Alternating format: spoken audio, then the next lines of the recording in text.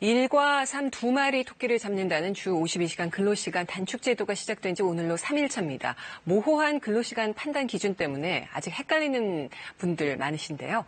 어떤 시간이 근로시간으로 인정되는지 궁금한 내용을 장진나 노무사와 함께 알아보겠습니다. 안녕하세요. 네, 안녕하세요. 다양한 근로 형태가 있어서 아직까지 좀 헷갈립니다.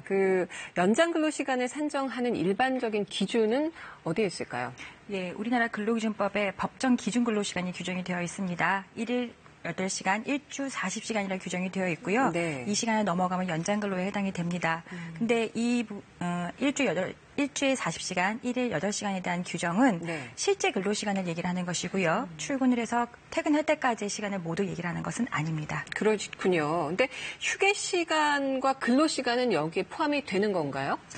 예, 근로시간에 이제는 휴게 시간은 제외가 됩니다. 하지만 사용자의 지휘 감독 하에서 언제든지 근로를 할 수 있는 상태로 대기하고 있는 대기 시간은 네. 근로시간에 해당이 됩니다.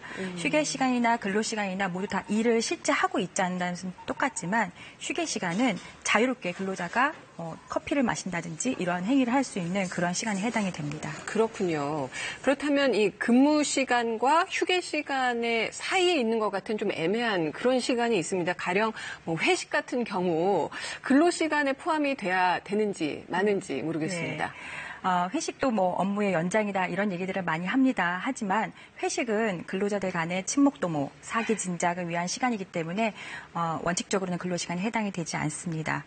하지만 회식 시간이라고 하더라도 영업 전략을 논의한다라든지 경영 전략에 대해서 공유하는 그런 시간이었다라고 한다면 네. 이런 경우에는 회식 시간도 근로시간에 해당이 될 수 있습니다. 그렇군요. 업무상 근데 접대를 하는 그런 경우가 있잖아요. 네. 이 경우에는 근로시간 아닐까 싶은데요. 예, 접대에 관련된 시간들은 회사에서 최소한의 승인이 있었다라든지 그다음에 지시가 있는 경우에만 근로시간이 해당이 되는 것이고요. 네.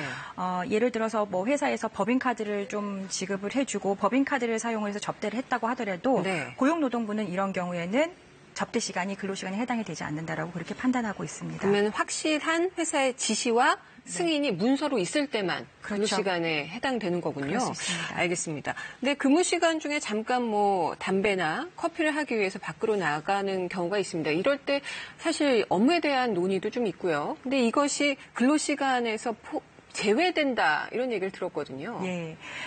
근로시간으로 정해져 있는 시간이라고 하더라도 근로자들이 개인적인 어떠한 그 취향에 따라서 흡연을 하거나 커피를 마시는 시간, 이런 시간들은 원칙적으로 근로시간에서 제외된다라고 봐야 되는 것이고요. 네. 다만 상사가 잠깐 회의처럼 커피를 마시면서 업무 얘기를 했을 경우에는 예외적으로 근로시간에 해당이 될 수는 있습니다. 그렇군요. 예. 하지만 개인적으로 커피를 한다거나 담배를 한다 이런 경우에는 네. 근로시간에서 제외되는 것이고. 그렇죠. 근데 회사에서 주관하는 각종 세미나라든가 교육 프로그램이 있어요. 이거는 네. 업무에 포함되는 거 아닙니까? 예, 교육에 관련해서도 네.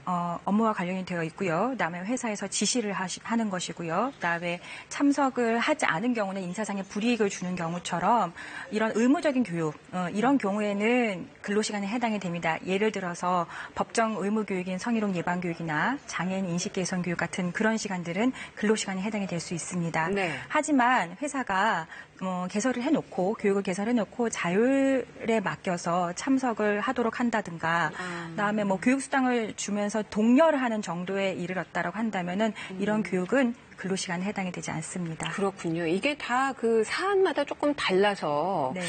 좀 자세히 좀 뜯어보고 살펴봐야 되겠습니다. 네. 근데 회사에서 저희도 얼마 전 체육대회 했거든요. 네. 아니면 주말에 등산이나 봉사활동을 한다거나 네.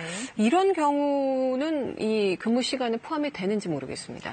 예, 회사에서 주관하는 체육대회, 그다음에 또 저희가 회사 밖에서 하는 워크샵 이런 것들도 있을 수 있습니다. 네. 하지만 체육대회나 워크샵도 직원들 간의 조직력을 강화하고 네. 그다음에 사기를 진작하기 위한 행위이기 때문에 엄격하게는 근로시간에 해당이 되지는 않습니다. 아, 그래요? 예, 근데 아까 말씀하셨던 것처럼 예.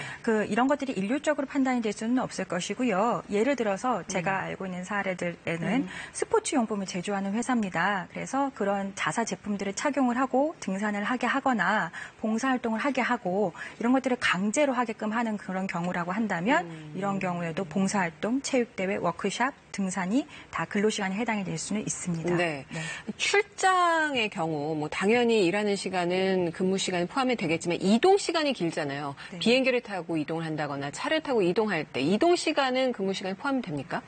예, 뭐 국내 출장 그리고 또 근거리 출장 같은 경우에는 이제 사업장 밖에서 근무를 하는 경우에 해당이 되는 경우거든요. 네. 그래서 이런 경우에는 근로시간 산정에 관련해서 노사 간에 여러 가지 이제는 뭐 불협화음이 있을 수도 있고 이렇기 때문에 법에서는 소정 근로시간에 근무한 것으로 그렇게 간주를 합니다.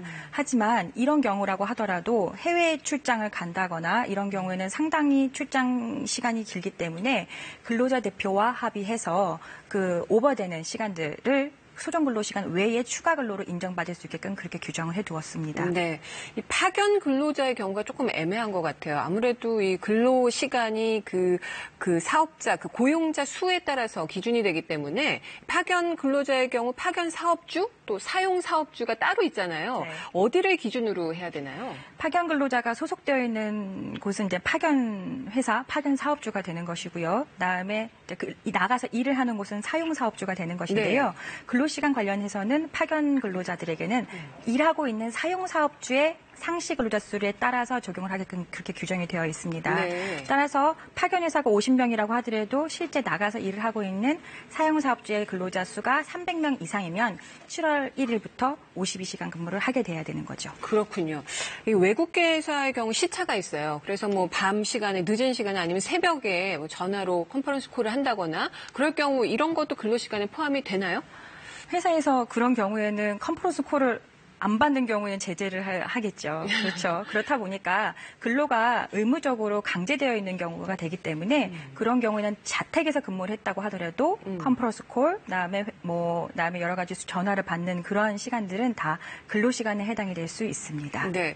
하지만 뭐 개인적으로 업무량이 너무 많아서 출근 전에 혹은 뭐 주말에도 나와서 그 일을 하는 경우가 발생하거든요. 이럴 때는 이렇게 자발적으로 일을 하는 경우 회사가 어디까지 책임을 져야 되는지요?